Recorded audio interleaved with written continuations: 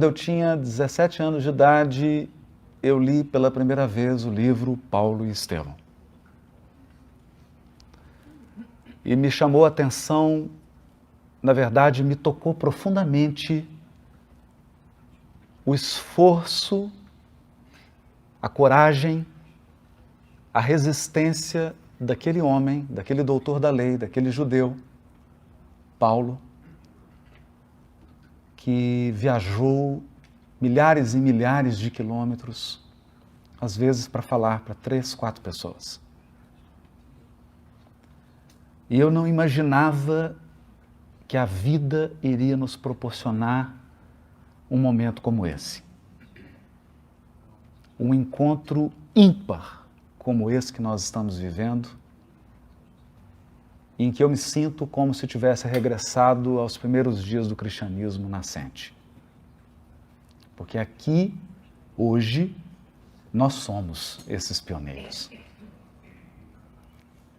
Eu brincava ainda com a Tânia, com a Fernanda, que um dia nós pediremos ao Joe Austin, o pastor de Houston, que nos empreste o seu estádio, para que a gente faça um evento espírita, reunindo 18, 20 mil pessoas. Mas isso precisa começar de algum modo. Então sinto que hoje é esse dia em que isso começa. E me sinto muito honrado de fazer parte da história do espiritismo norte-americano. Esse dia vai ficar gravado na história do espiritismo na América do Norte.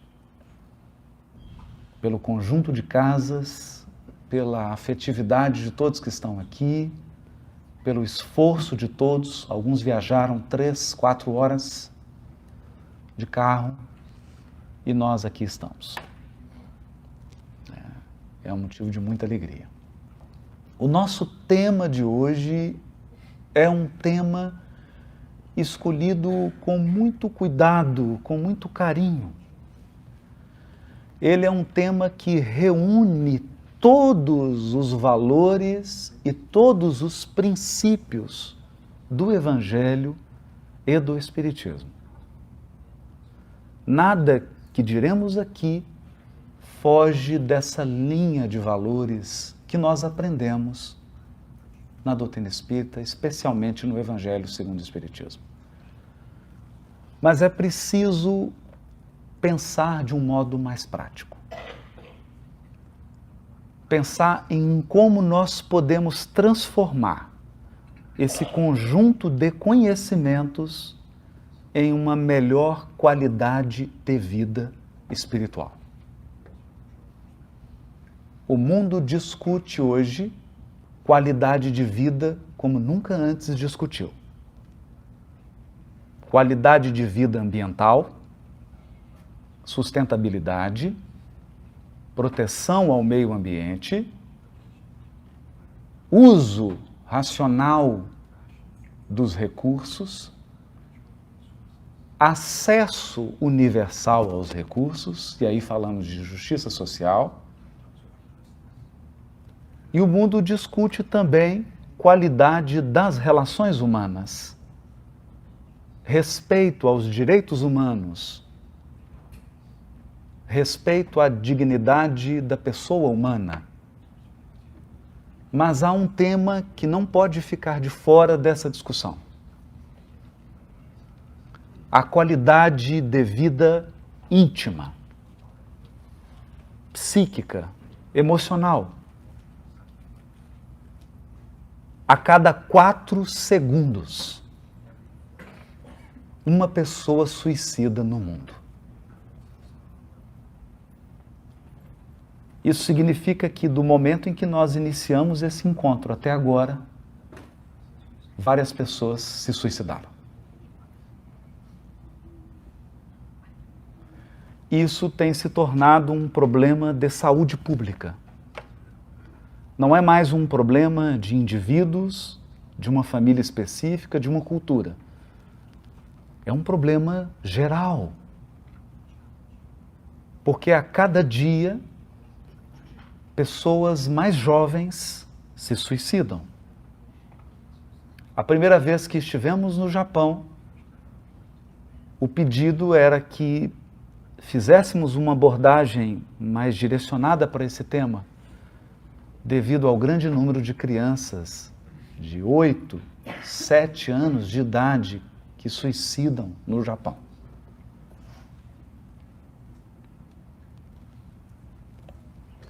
Mesmo no Brasil, nós temos um fenômeno triste de jovens com 14, 16, 17 anos cometendo suicídio. Em números alarmantes. E há algo que me chamou a atenção nessa estatística. Nas universidades brasileiras, eu não sei qual é a realidade da América do Norte, mas nas universidades brasileiras, os alunos e alunas do curso de medicina são campeões em suicídio.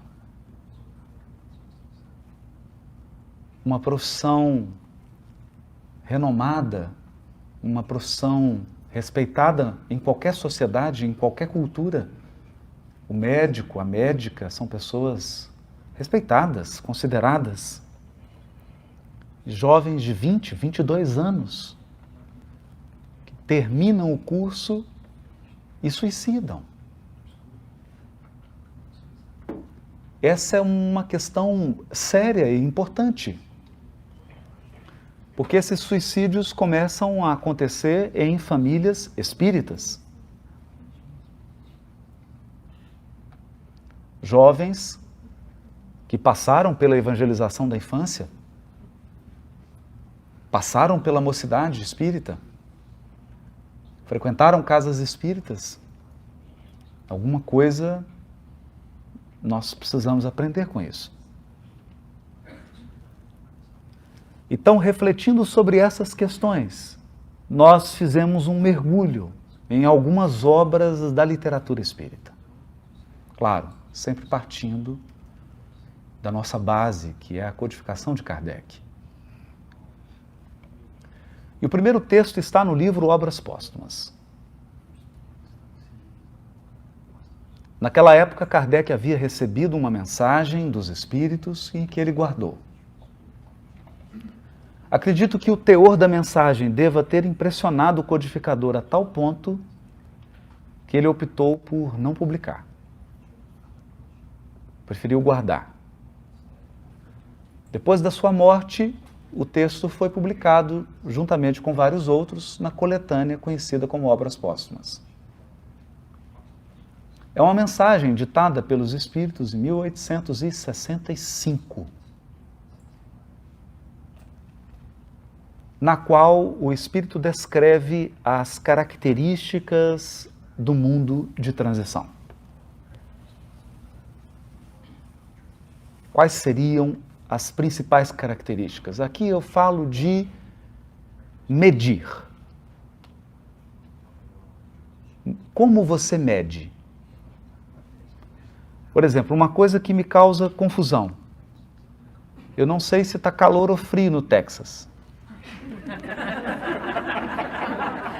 Porque todos os termômetros estão em Fahrenheit. Como você mede influencia. Bom, claro que basta sair nas ruas que nós teremos uma experiência direta. Mas você pode pensar em pés, 20 mil pés, e a gente não sabe mais ou menos a que altura está voando. Né? Ou podemos pensar em pounds. Então você realmente não sabe o tamanho do bife que pede. Medir é muito importante. Mas para medir, nós precisamos de um critério, uma medida. Como se mede transição planetária? Como se mede o ponto de mutação? O ponto em que a Terra chega, agora, em que tudo o que fizemos não consegue mais nos levar adiante. Nós vivemos um tempo dos limites. Nós chegamos a um limite da tecnologia. E acredite, não é mais o software, é a bateria. O problema da tecnologia é a bateria. Como o problema dos veículos é o motor. É um momento em que você desenvolveu ao máximo os seus conhecimentos, as suas técnicas, mas não é possível avançar sem aprender coisas novas. E essas coisas novas, elas serão completamente diferentes das antigas. Eu me recordo do meu avô paterno, pai do meu pai, e de uma conversa que tive com ele semanas antes dele desencarnar. E ele me perguntou assim: meu neto, você realmente acredita que o homem foi à Lua? Ele não acreditava. Ele não acreditava. Imagine se ele tivesse presenciado o lançamento do iPhone. Aquilo fugia da percepção, do horizonte dele. Então, nessa mensagem, os espíritos deram uma métrica. Como medir transição planetária? Como medir esse ponto em que a Terra vai dar um salto? Todas as religiões falam desse momento. Por exemplo, o judaísmo fala do Olam Rabá, o mundo vindouro, o mundo que virá. Como medir? E os espíritos dizem: vocês estão medindo errado. Porque nós estávamos medindo por terremotos, tornados, furacões. Bom, se essa fosse a medida, os Estados Unidos estavam na regeneração planetária.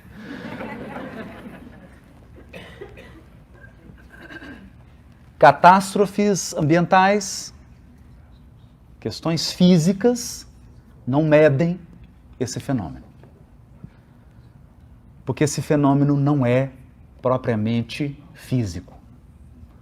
Ora, o orbe possui a sua estrutura cíclica, terremotos, camadas tectônicas. São fenômenos da natureza. Desde que o mundo é mundo, essas coisas acontecem.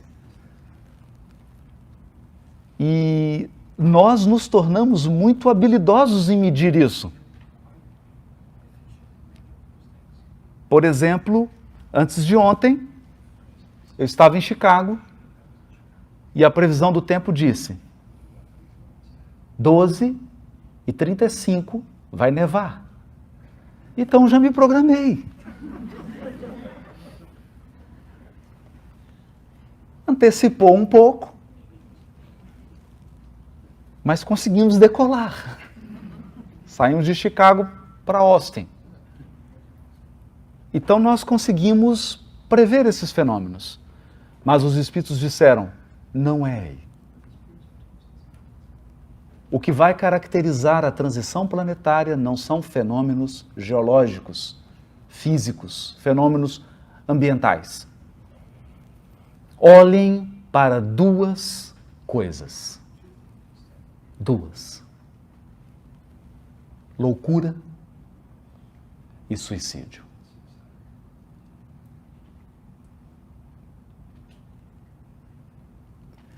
Eu vou tentar adaptar essas palavras. Porque se eu falar aqui em gripe, vírus, todo mundo sabe. Cólica renal, todo mundo sabe. Mas nós ainda não sabemos muito sobre adoecimento mental. A mente também tem um resfriado, uma gripe, uma infecção.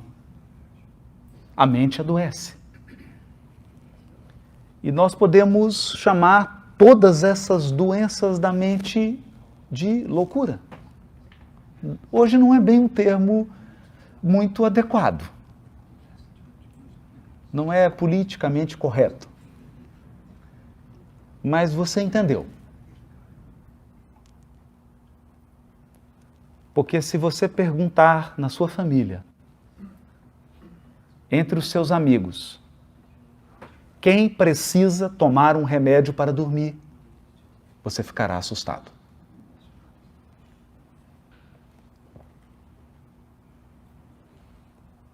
O uso de medicamentos controlados que geram dependência química. Esse uso hoje é gigantesco. Crianças estão sendo medicadas com 7, 8 anos de idade. Com um único diagnóstico: hiperatividade. Então, se a criança é mal criada, hiperatividade. Se ela é sem educação, hiperatividade. Se os pais não ensinaram para ela princípios, é hiperatividade. E elas tomam remédios controlados.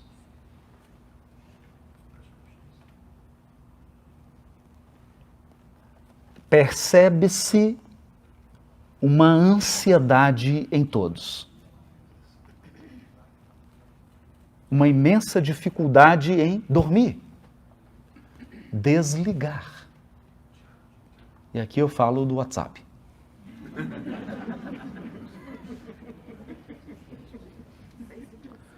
As pessoas marcam férias e para reservar um hotel, para reservar qualquer coisa, a primeira pergunta é: tem internet?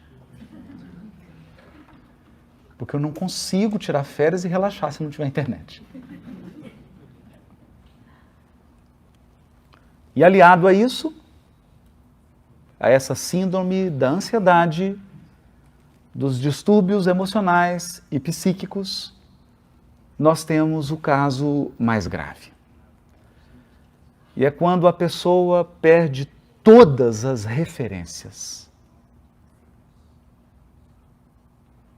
Ela não consegue mais, é como se ela não tivesse mais a bússola interior. Ela não consegue mais determinar norte, sul, leste, oeste. E a própria vida perde sentido. E então, a morte se torna a única opção.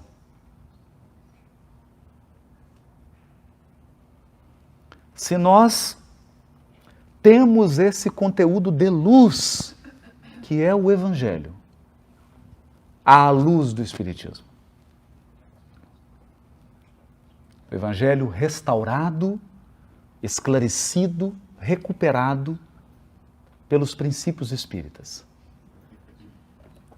Como que nós vamos manipular no sentido de tratar, de cuidar, não no sentido pejorativo, negativo. Como que nós vamos adequar pedagogicamente esse conteúdo para que isso se transforme em algo que possa ajudar efetivamente as pessoas?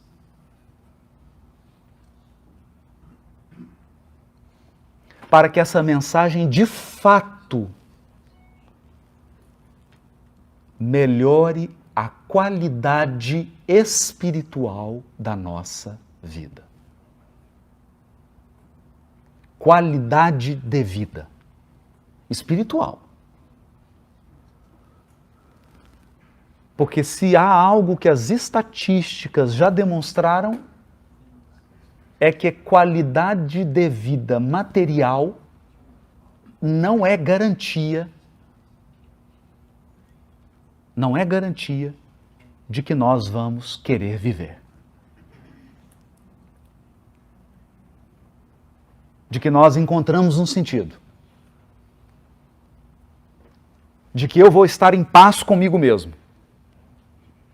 Porque muitas pessoas suicidam. E questões materiais não são problema para elas.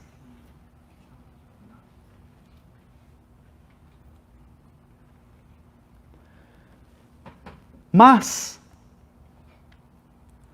os espíritos que dirigem a nossa evolução sempre vêm antes de nós.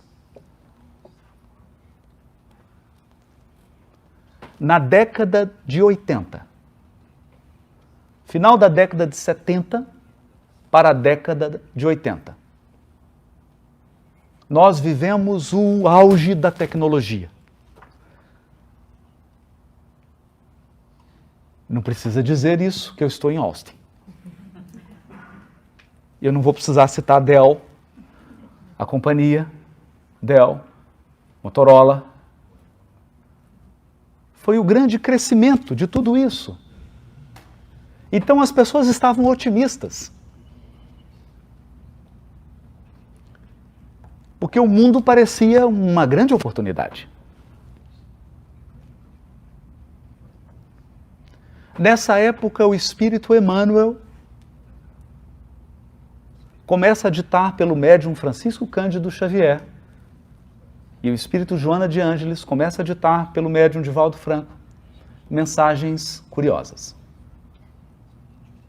Emmanuel começa a escrever livros de 15, 20 páginas. Capítulos com 6, 7 parágrafos no máximo.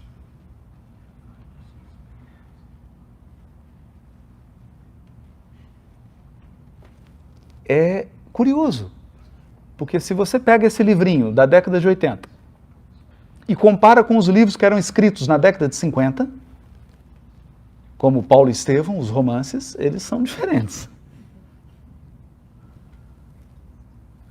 E os livros tinham títulos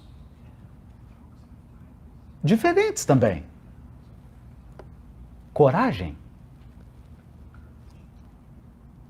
Calma.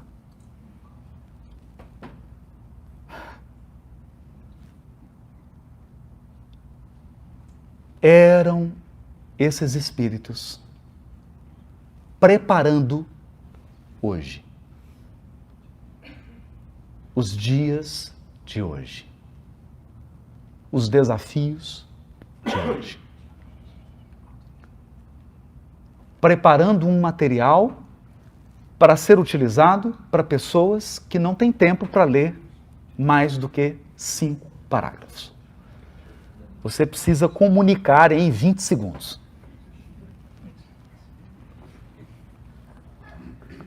Eu vou dar um exemplo. Os exemplos são muito bons. Então eu vou ler uma introdução. Ela tem 1, 2, 3, 4, 5, 6 parágrafos.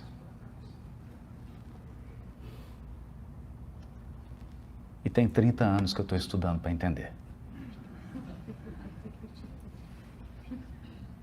6 parágrafos. É a introdução do livro Pensamento e Vida. Emmanuel diz assim: perguntou-nos coração amigo se não possuíamos algum livro no plano espiritual que pudesse ser adaptado às necessidades da Terra.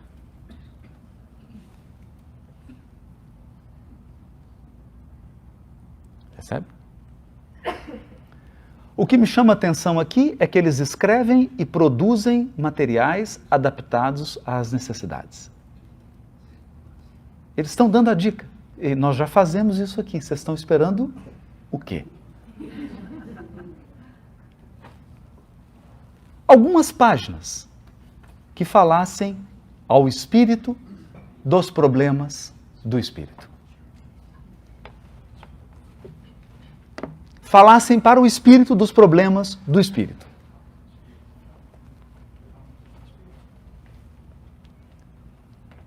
Eu vou resumir. Há uma frase usada pelos psiquiatras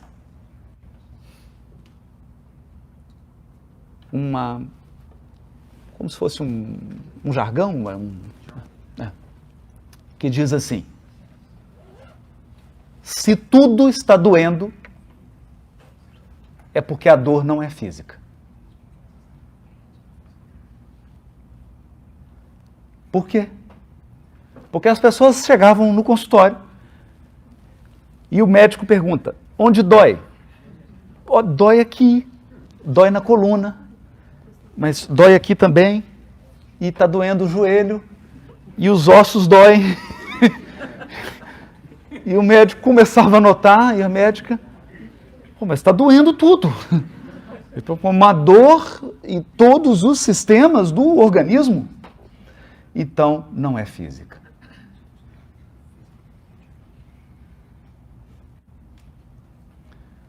Isso nos mostra que não adianta você trazer uma solução física para um problema que é espiritual.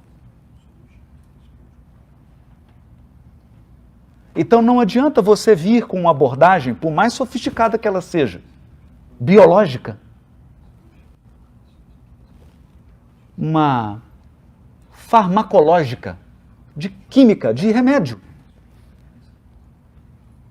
Se a questão não é farmacológica.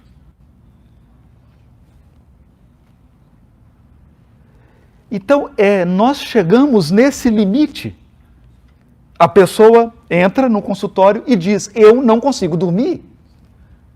Simples. Vou te dar uma anestesia geral. Não é? Tá no hospital, põe a máscara, aplica, você dorme. Até passar o efeito. Então eu estou usando uma abordagem que é física para tratar de algo que não é físico. E Emmanuel nos diz aqui: não foi isso que vocês pediram. O que vocês pediram foram páginas que falassem ao espírito dos problemas do espírito.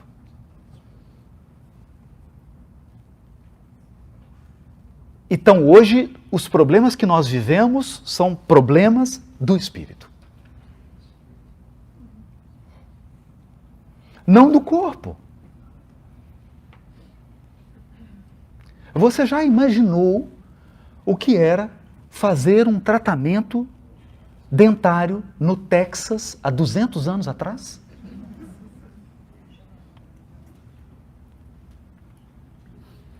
Você já pensou nisso? Então nós avançamos muito. Mas em relação aos problemas do espírito, nós somos bebês. Nós estamos como cegos tateando no escuro.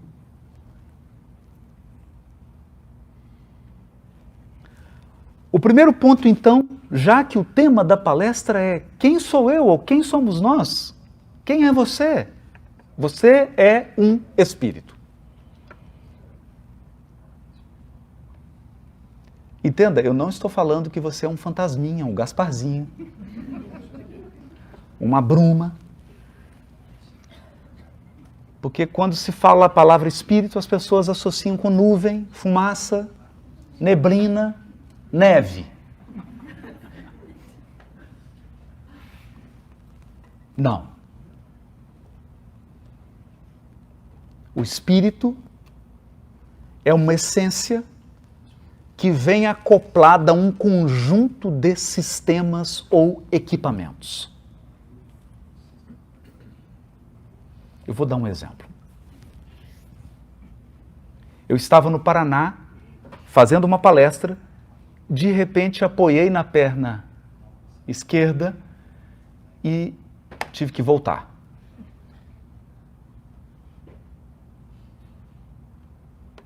Quando acabou a palestra, eu não conseguia pisar com a perna esquerda. A sorte é que assistindo a palestra estava um médico, especialista na área. Ele olhou, doutor Ricardo, e disse assim, direto para o meu consultório. Ele era professor da universidade, olha isso. E doía um pouco. Os homens são muito resistentes à dor. Só. Doutor Sérgio.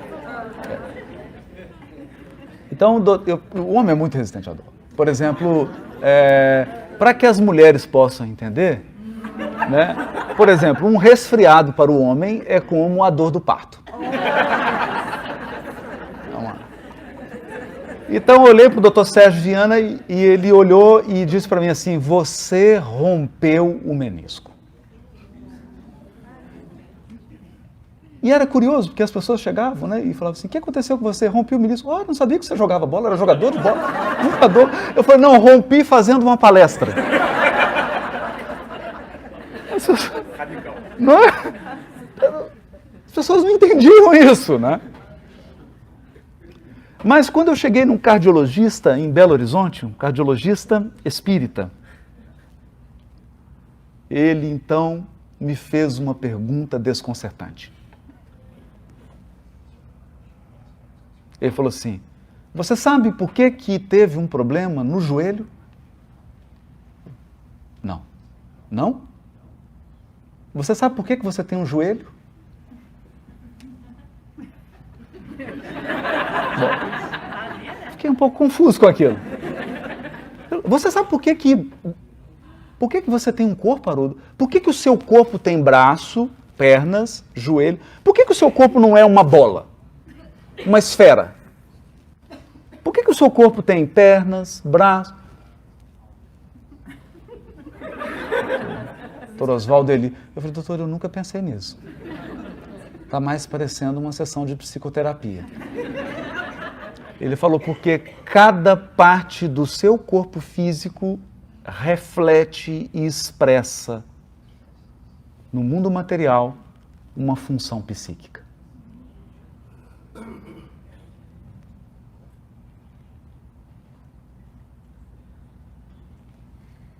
Não há nada de místico nisso, por favor.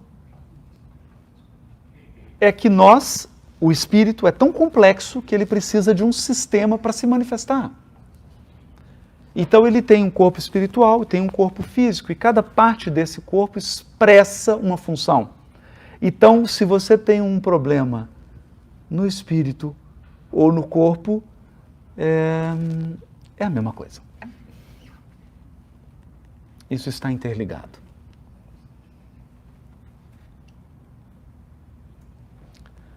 Eu fui fazer um exame pré-operatório e a sessão acabou se tornando psicoterapia. E no final eu perguntei: quanto que é a consulta psiquiátrica? Porque ele começou a dizer certas coisas e eu percebi que a ruptura do menisco não era bem uma questão apenas de joelho. Tinha mais coisas.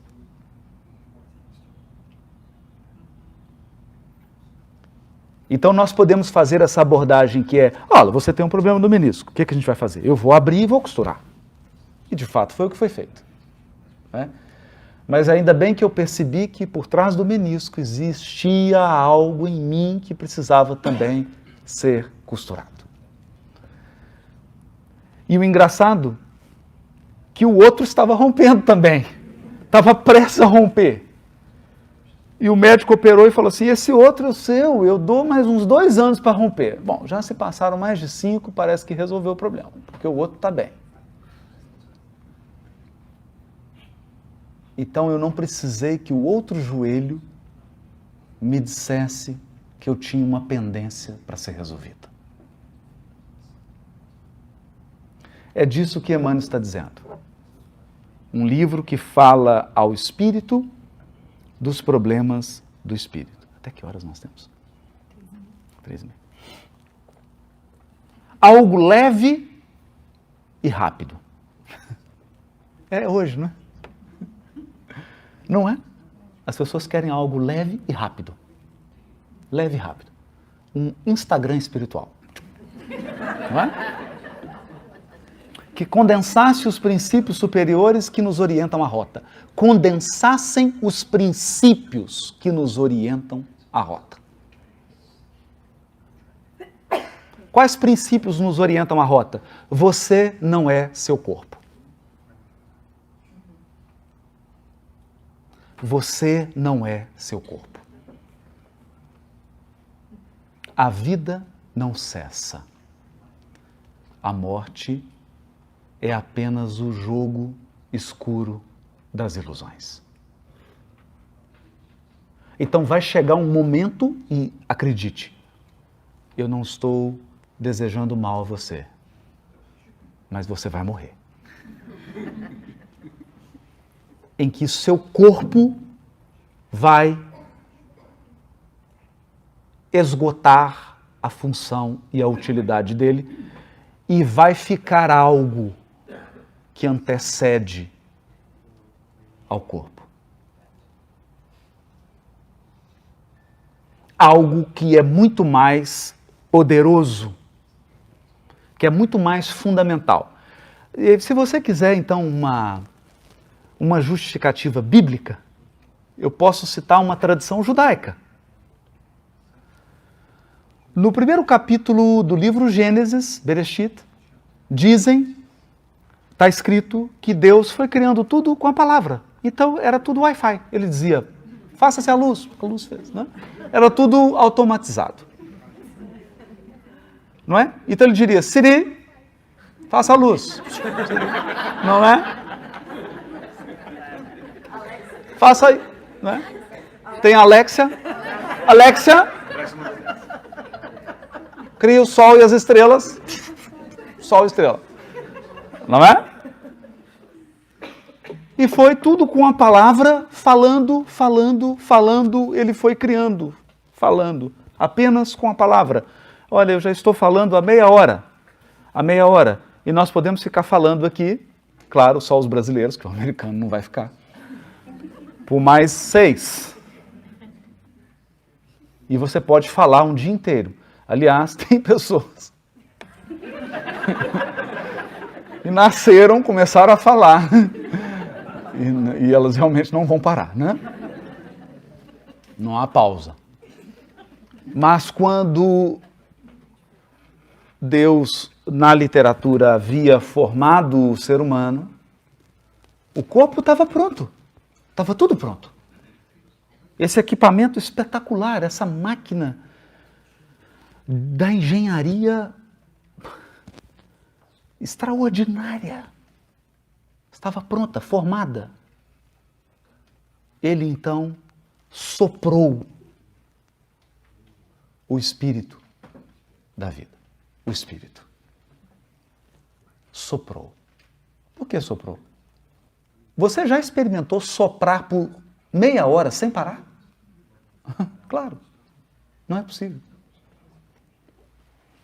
Você pode falar 24 horas seguidas, sem dar pausa. Mas você não consegue soprar por muito tempo. Então significa que quando o Criador colocou o Espírito, ele deu tudo de si. O Espírito é o máximo da obra divina. Criar um Espírito exige potência máxima de Deus. Porque o Espírito é criativo. O Espírito cria. Ele é uma potência.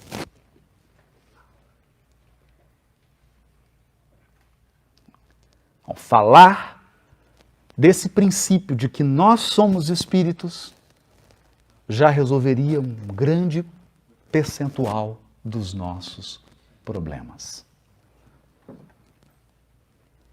Porque nós construímos um estilo de vida que atende a todas as necessidades, mas não atende às necessidades do espírito.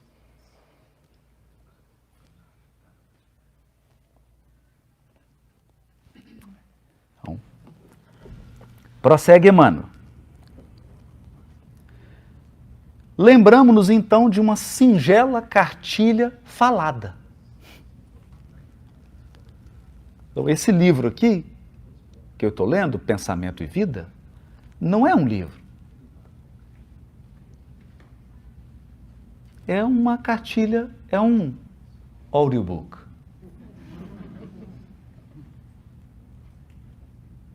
Não é um livro escrito. Ele falou, me lembrei dessa cartilha falada, que nós dispomos aqui em nossas tarefas. Nós temos aqui esse material oral, essa palestra, que foi gravada no YouTube. Em nossas tarefas junto aos companheiros em trânsito para o berço. Ou seja, um material oral para quem vai reencarnar.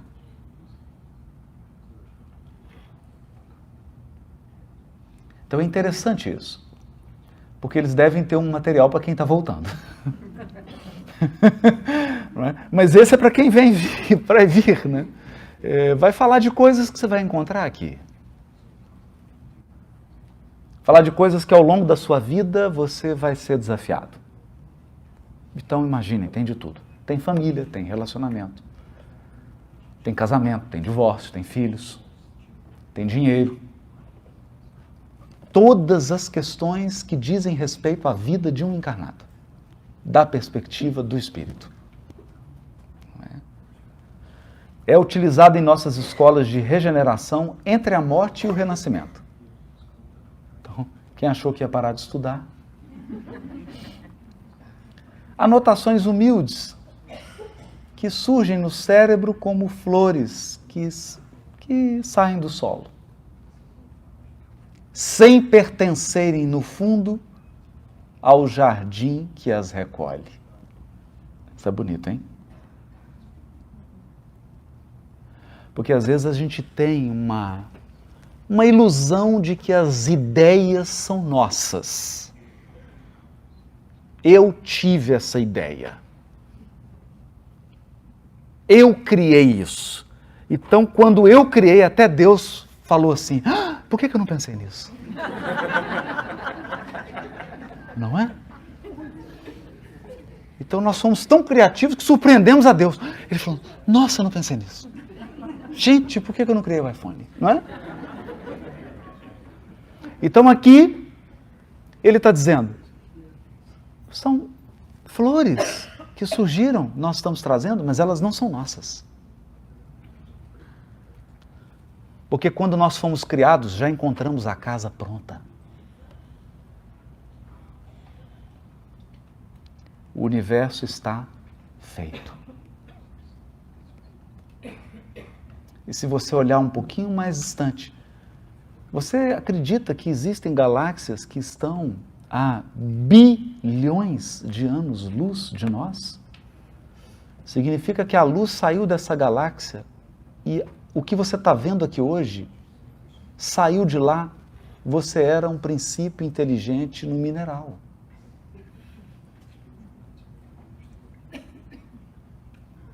A luz saiu de lá e deu tempo de você evoluir. Hoje é um ser humano para você ver a luz. Não é surpreendente isso? Então nós encontramos a casa pronta. Nós estamos apenas investigando, examinando, descobrindo, não propriamente inventando. Então elas estão no jardim que a gente recolhe, mas elas nascem da bondade de Deus. Esses princípios que ele vai abordar nascem da bondade de Deus. E aí ele fala, vou adaptar aqui o máximo possível ao que vocês podem suportar. Nós chamamos ela no mundo espiritual de pensamento e vida. E sob essa mesma designação oferecemos a vocês, nossos irmãos de luta, temporariamente internados na escola física. E aqui já vem a primeira lição. Temporariamente internados na escola física. Então, aqui eu gostaria de começar por esse primeiro ponto. É bom pensar em nós mesmos, nas pessoas que amamos e na nossa família, como seres que estão temporariamente instalados no mundo físico. Então, todos não vieram juntos. Por exemplo, seus pais vieram antes de você. E nós não voltaremos juntos.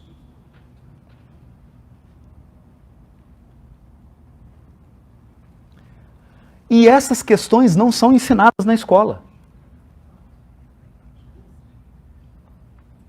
Nós não aprendemos isso.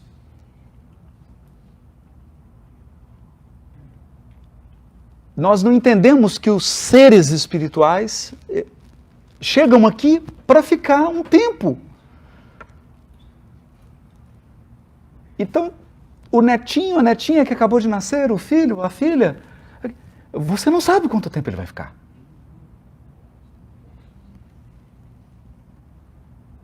Você não sabe quanto tempo você vai ficar.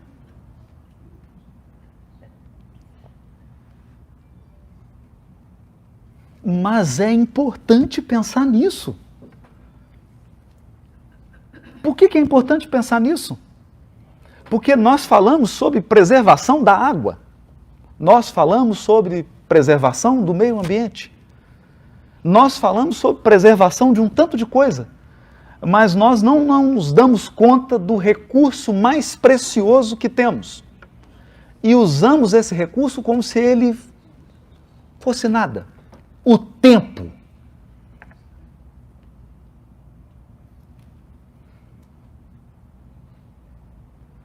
Então você se relaciona com a sua mãe, com seu pai, mas não se lembra de que você tem um tempo para isso. Essa relação tem um tempo. Ao menos nesse formato.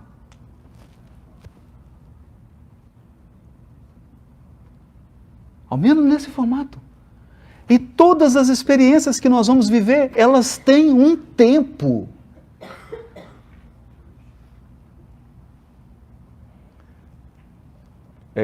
No inglês tem umas expressões que são boas, né? Elas são... Tudo tem um deadline.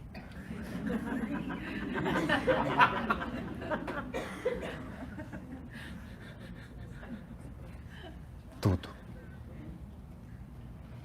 E a gente sai por aí vivendo e ensinamos os nossos filhos e até damos aula de evangelização e não ensinamos deadline.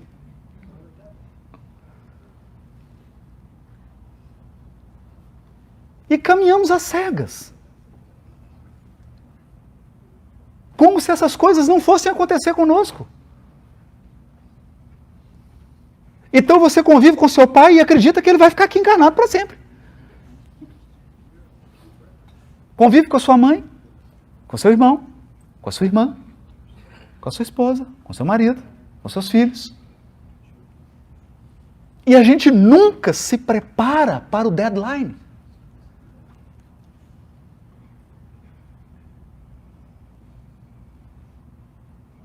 E acreditem, essa falta de planejamento, esse despreparo para essa dinâmica da vida cria muita ansiedade, muita angústia nas pessoas.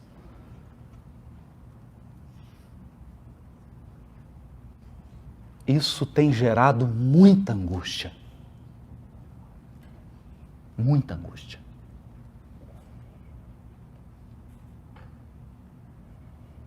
Então vamos pensar que todas as experiências são projetos. Você nasceu com um conjunto de projetos. E aqui eu estou usando a linguagem dos administradores mesmo, gerenciamento de projeto. Então é assim, você encarnou e tem um projeto casamento X. Ele começa, tem meio e vai acabar. Projeto filhos. Eles virão, eles vão crescer, ou você vai, ou eles vão.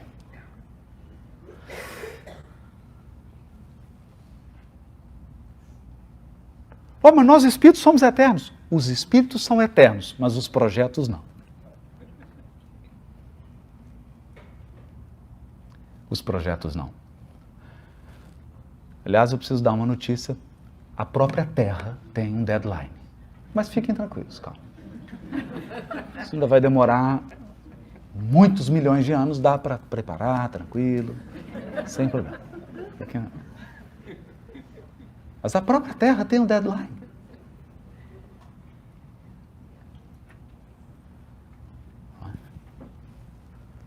Então, vejam que pensar nesses princípios, e eu não estou dizendo aqui nada místico, nada extraordinário, eu estou apenas fazendo o que Emmanuel nos pediu para fazer, pegando o princípio que nós aprendemos e aplicando no dia a dia, na vida real.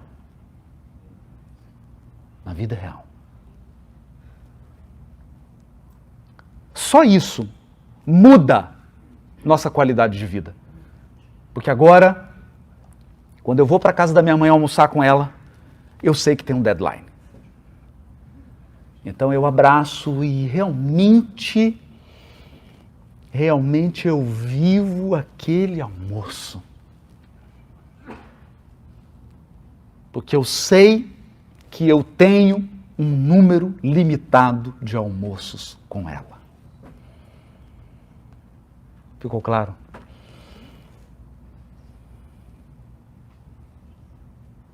Isso é qualidade, isso não é desespero, para muitas pessoas isso é um desespero, mas isso, entenda, não importa a reação que você tenha a isso, isso é assim. É como alguém dissesse assim, olha, eu não gosto do sunset. Não gosto de sunset. Ok. Todo dia vai ter sunset.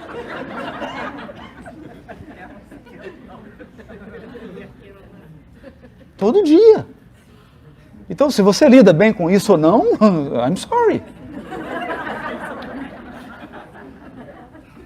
Então, eu estou dizendo de algo, de um princípio, que ele vai acontecer, quer você goste, lide bem, não lide bem, ok? Então, é melhor lidar bem.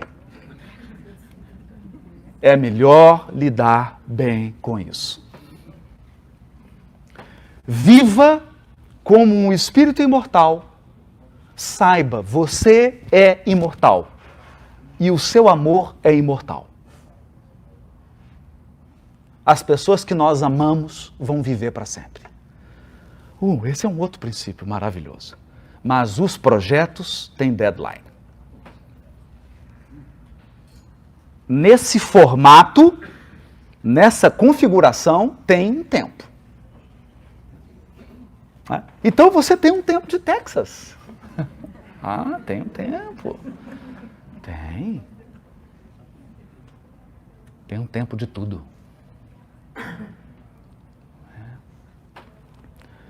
Outro princípio, e aqui nós vamos para uma parte que é fundamental. Emmanuel diz assim, que ele vem nos informar, ainda uma vez, de que o nosso pensamento cria a vida que procuramos. O nosso pensamento cria a vida que procuramos. Então isso significa que todos nós, conscientemente ou inconscientemente, procuramos a vida que nós temos. Puxa, você tem certeza, Haroldo? Porque tem umas coisas que eu não quero, então é inconsciente. Inconscientemente você está procurando isso. Nosso pensamento cria a vida que procuramos através do reflexo de nós mesmos. O que está fora reflete o que está dentro.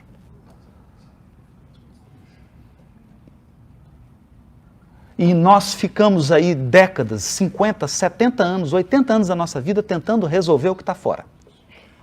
Basta você consertar o que está dentro. Isso é fundamental, porque não teria sentido eu vir aqui falar de doutrina espírita, falar de evangelho à luz do espiritismo, se eu não disser que a tarefa é dentro. Você corrigiu aqui dentro, muda fora.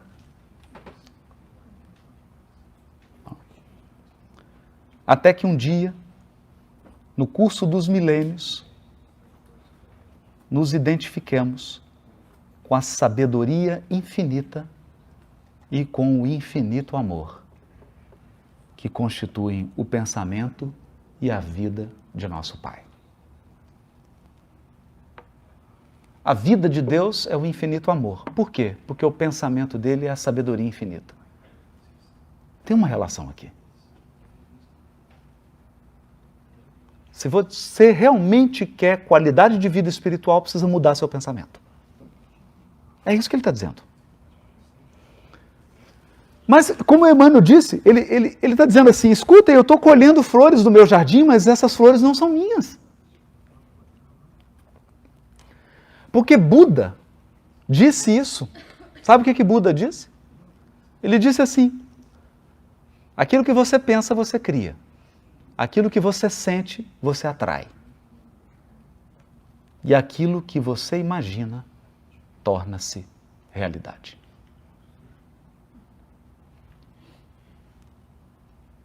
Para o bem ou para o mal.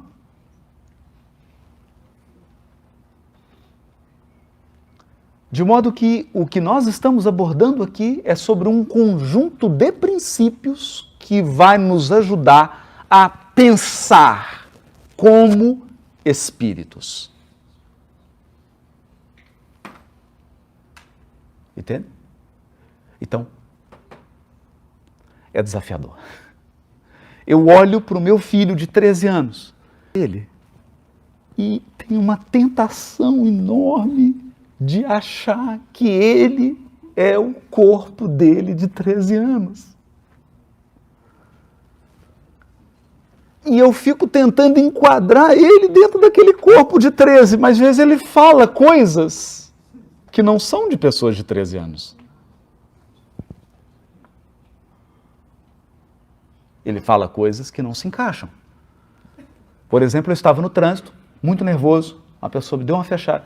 Aqui não tem esse problema de trânsito, mas na cidade onde eu vivo, e eu estava dirigindo, a pessoa me deu uma fechada, e eu então esqueci que eu era espírita. Eu baixei eletronicamente assim o vidro. A pessoa parou do lado e eu reuni aquele conjunto de experiências ao longo da evolução primitiva.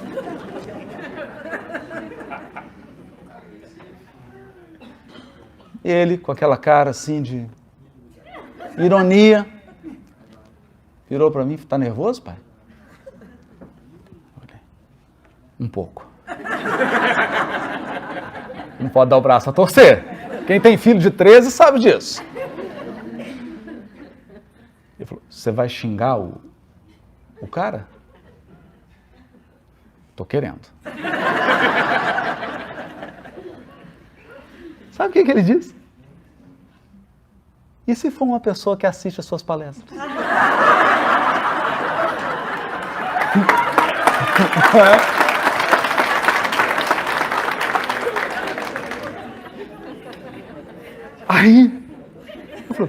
Aí eu tô desmoralizado. Subiu o vidro. Nossa, meu Deus. Imagina se transmite uma live. Um story do Instagram. Eu tô desmoralizado. Então eles têm comportamentos que não se adequam e a gente precisa então alterar o pensamento e entender que o Espiritismo nos ensina uma lição muito profunda e ele nos ensinou isso num momento que era o momento adequado para isso. Esse livro Pensamento e Vida, a série André Luiz e todas essas obras vieram no momento em que nós já tínhamos a física quântica, já tínhamos a nova física. E eles nos dizem, pensamento não é abstração, o pensamento é matéria.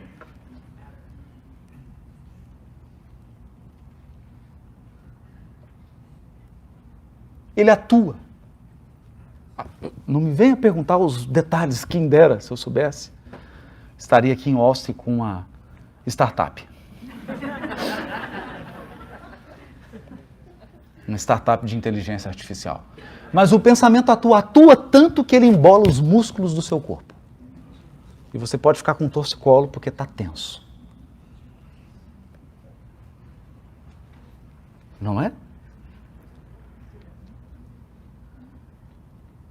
Então o pensamento é algo concreto.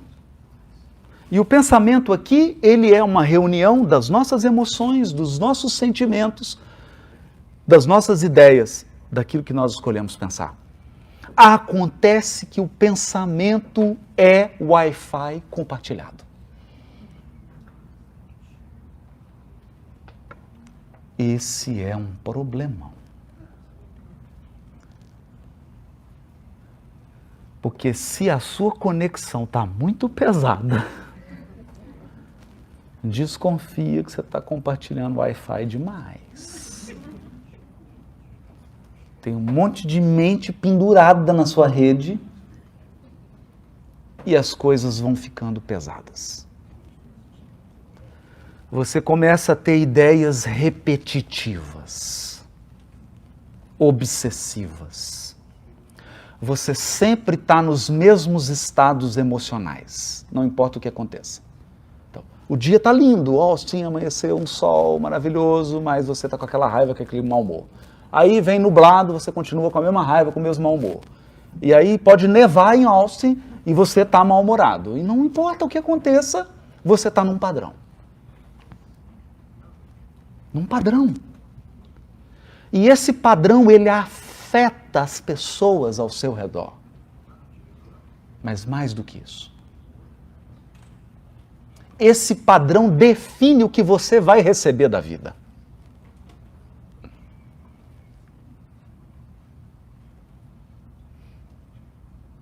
E aqui é o ponto. Porque eu olho para esse local e eu vejo que ele tem várias entradas e saídas. Ele tem uma porta ali, tem outra ali, tem 3 janelas. A questão é que às vezes nós entramos num processo mental em que você só tem uma porta. Então as coisas só entram e saem por aquela porta. E você fica fixado numa atitude e numa postura. Por exemplo, quando alguém te magoa e te ofende profundamente, você entra no padrão da mágoa e do ressentimento. Nada mais chega em você. Não importa se a pessoa que te ama fez o bolo ou a comida que você gosta. Porque você não tem tempo de pensar a não ser na pessoa que te magoou.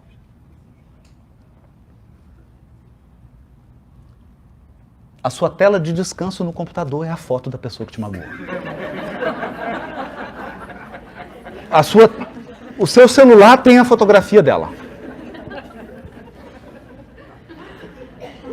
Você vai assistir CNN, é a imagem dela que aparece. E mesmo quando você estava assistindo o programa da Oprah, você não via a Oprah, você via a pessoa.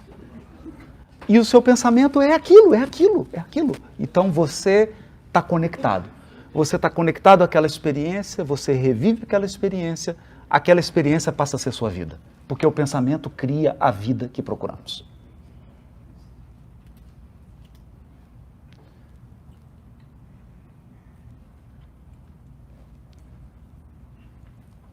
Então, a gente vai ficando pesado. E pesado, eu digo de um jeito não em pounds. Eu digo pesado num sentido espiritual. E aí não adianta você vir para o lago aqui, para Austin, fazer caminhada, correr. Você quer realmente uma caminhada fitness? Caminha a 2ª milha. Se alguém te obrigar a caminhar 1 milha, vai com ele 2. Esse é o maior programa fitness espiritual que já foi trazido ao mundo por Jesus. Caminha a 2ª milha.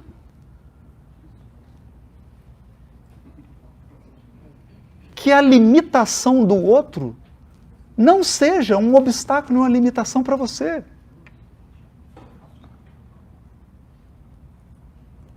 Fulano fica me exigindo isso, faz 3 vezes mais, acabou.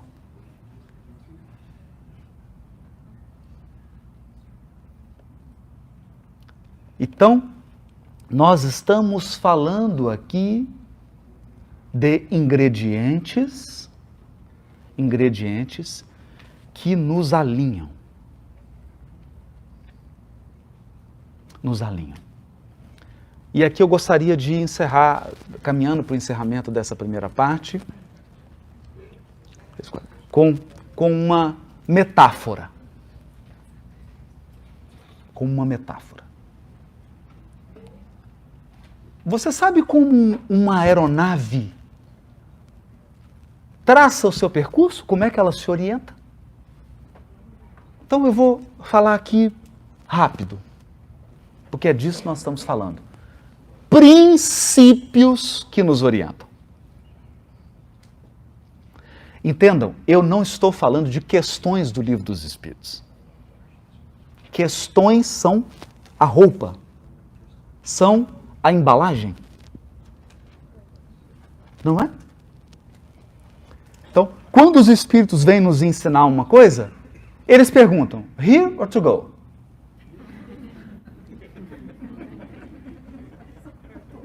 Se for here, é o princípio direto. Se for to go, eles colocam numa questão, num livro, numa página. É uma embalagem para você levar. O problema é que a gente leva para casa e fica com a embalagem. E não pensa num princípio. Então o avião ele faz assim. Ele tem uma referência. Se nós perdemos essa referência, nenhum avião mais consegue fazer nenhum trajeto. Essa referência é o norte.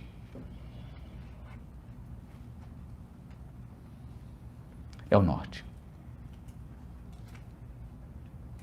Então, seja uma bússola, seja um equipamento eletrônico, whatever.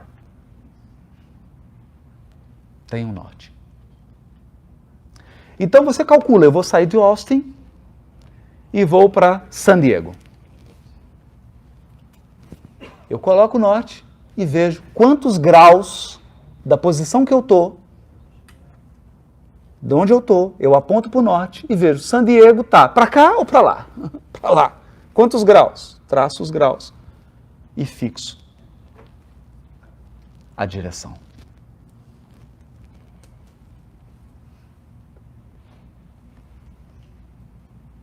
E ali o que você faz? Go ahead. Vai. Eu custei a entender que espiritismo é isso.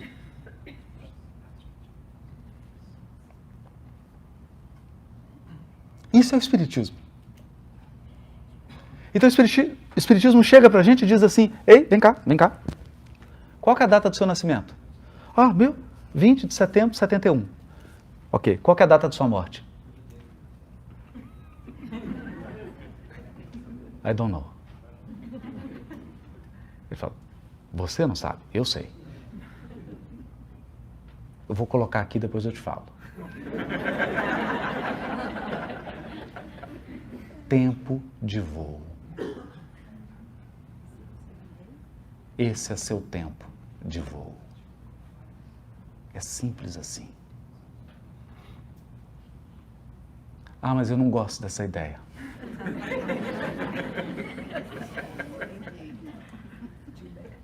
Nenhum dos seus ancestrais gostavam. Ninguém gosta dessa ideia. E o que que isso muda? Nada.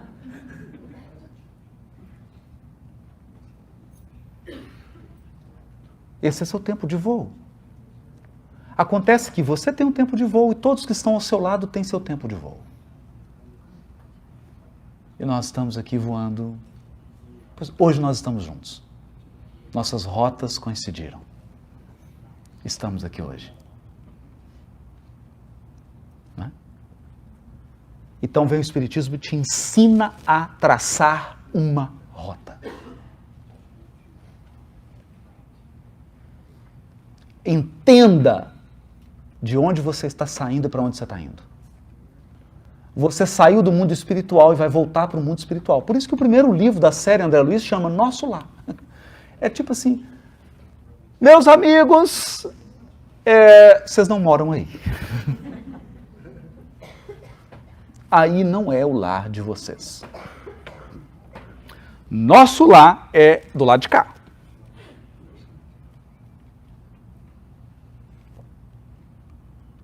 Então, é difícil pensar nesse paradigma. Hoje a pessoa me pergunta, onde você mora? Atualmente eu estou em Belo Horizonte.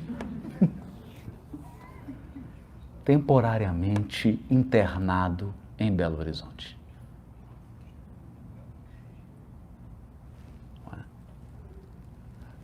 E você começa a escolher também modos de navegação.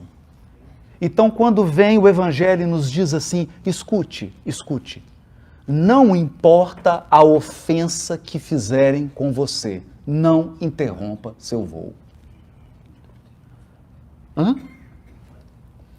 Não importa quem e não importa a ofensa, não interrompa seu voo. Meu Deus, mas isso é muito difícil. Qual que é o nome disso? O nome disso é perdão. Faz sentido? Não interrompa seu voo. Isso se chama perdão. Porque senão a pessoa faz uma coisa com você, você pousa.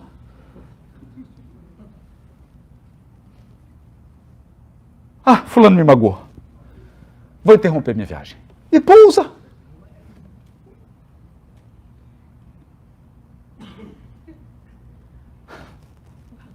Não é? E vem a doutrina espírita e diz assim, escuta, presta atenção numa coisa. Nós vamos passar por turbulências. Coloque a máscara primeiro em você. Então eu sei, porque muitos já estavam aqui, nossa, meu marido podia estar aqui ouvindo essas coisas. Coloque a máscara primeiro em você.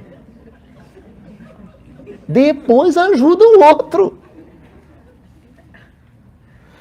As turbulências são as expiações e provas que você vai passar na sua encarnação.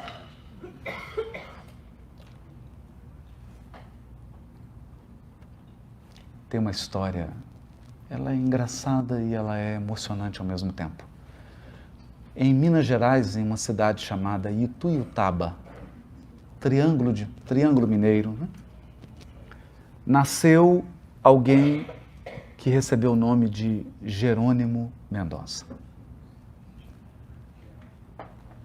O Jerônimo era um atleta, bonitão, forte, gostava de fazer exercícios físicos, né? E vaidoso. E o Jerônimo, então, musculoso, forte, olhava para o espelho e falava assim, ê, Tarzan, você tá bonito. Na época era o filme do Tarzan, que fez um sucesso, aquele Tarzan antigo, né? Que nem tão forte era assim, mas ok. Bom, para a época, né? Hoje, nos tempos de Thor, Aquaman, ele era bem fitness, né? Mas o Tarzan chegou ele, ô Tarzan, você tá bonito. Ele estava ali pro teu taba, e um dia uma pessoa levou ele num grupo espírita. Das antigas. Os grupos espíritas que tinham reunião mediúnica na reunião pública. Imagine. Ele sentou, estava um médium lá psicografando. Aí o médium recebeu uma mensagem, olhou aquilo. Que mensagem mais esquisita, eu não vou ler isso não. O Espírito falou, lê. Lê porque essa pessoa está aqui e precisa ouvir isso. O médium levantou e falou, tem uma mensagem aqui. Olha, gente, não é uma brincadeira, eu estou falando sério, é uma mensagem para o Tarzan.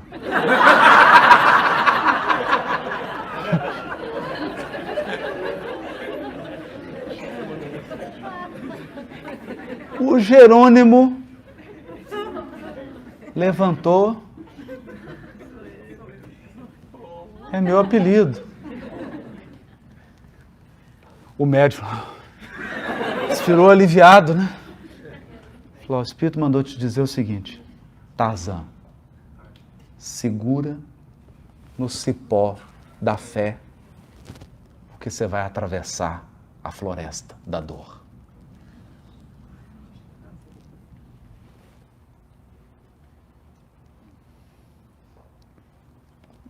Pouco tempo depois, ele estava tetraplégico. Era um gigante deitado. Esse era o apelido dele. Eu nunca vi uma pessoa tão alegre na minha vida. Depois você pesquisa no YouTube, Jerônimo Mendonça. Eu nunca vi uma pessoa tão alegre. Uma vez uma repórter, uma moça, entrevistando ele, perguntou, Jerônimo, o que é felicidade? Ele falou, para mim é virar de lado. E ela caga, porque ele só fica... Não mexia. Não mexia nada. Esse homem, eles pegavam uma cama, levavam para os lugares e ele falava na cama, deitado. E as pessoas saíam com a vontade de viver, com uma fé na espiritualidade, um gigante deitado.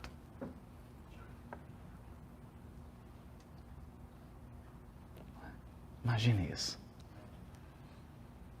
Então é alguém que escolheu um tipo de rota, mas principalmente um modo de navegar. Então eu digo para as pessoas, muitas estão acompanhando, muitas às vezes pensando assim, puxa, Haroldo, eu estava com vontade mesmo de suicidar, por favor, não faça isso. Porque não há voo sem turbulência, não há voo sem turbulência. Você vai passar por turbulência, algumas você vai ficar apavorado.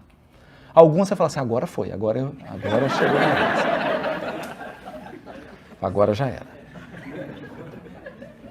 E vai passar. As mais difíceis são as expiações. E as turbulências mais leves são as provas. Mas, Haroldo, o que eu faço? O que você faz? O que qualquer piloto faz? Mantenha o rumo. Mantenha o rumo. É só isso que você tem que fazer. Mantenha o rumo. Então o Espiritismo veio para nos dar isso, para nos dar essa dimensão de que nós temos um rumo, nós temos uma rota. E principalmente, Carl Gustav Jung, o grande psiquiatra suíço, dizia, o sentido torna suportável uma grande quantidade de coisas.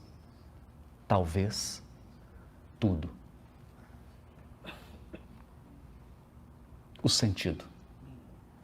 Porque você passar por uma experiência de dor sem sentido, se você não tem um sentido, é desesperador.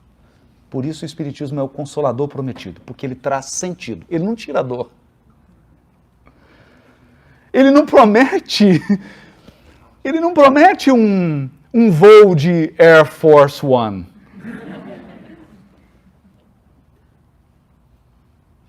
Não. Mas ele dá sentido. Você é um espírito imortal. As experiências que você vai viver têm um deadline. Nada que acontecer com você vai tirar de você a imortalidade. Nada vai te afastar das pessoas que você ama.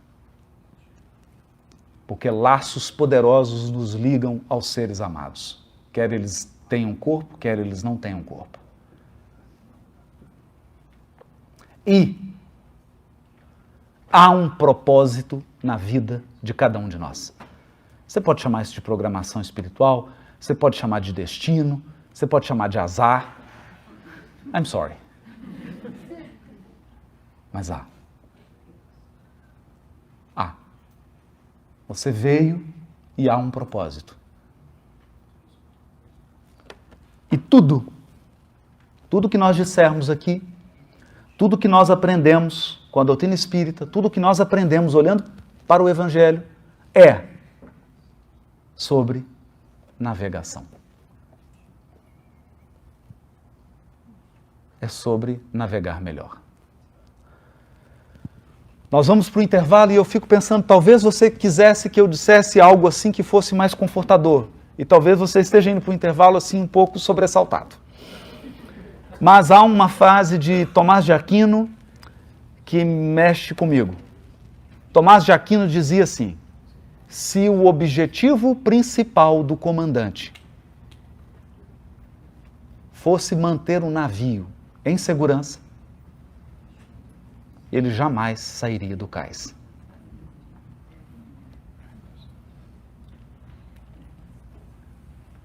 Viver não é seguro.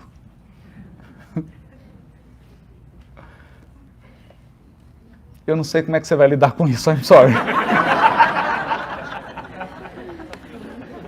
Mas a vida não cessa.